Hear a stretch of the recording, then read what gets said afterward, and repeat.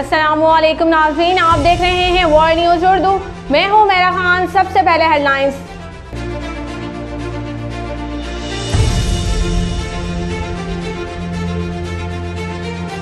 अमन दुश्मनों का एक और वार।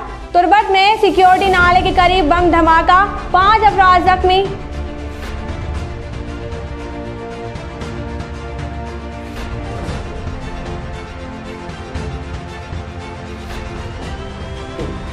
कोरोना मजीद 46 अफराद की जान ले गया। हलाकतों की तादाद 10,600 से तजावुज कर गई।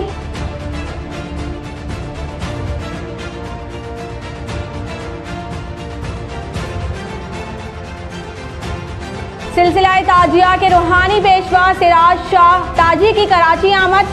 शान औलिया कॉन्फ्रेंस फरवरी में होगी। उर्स की महफिल 13 जनवरी को मुनक्किद की जाएगी।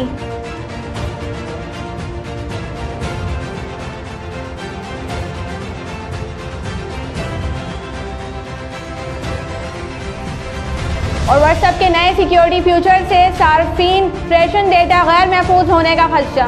अब तक के लिए इतना ही। मज़ीद खबरों और अपडेट्स के लिए देखते रहिए वर्ल्ड न्यूज़ उर्दू।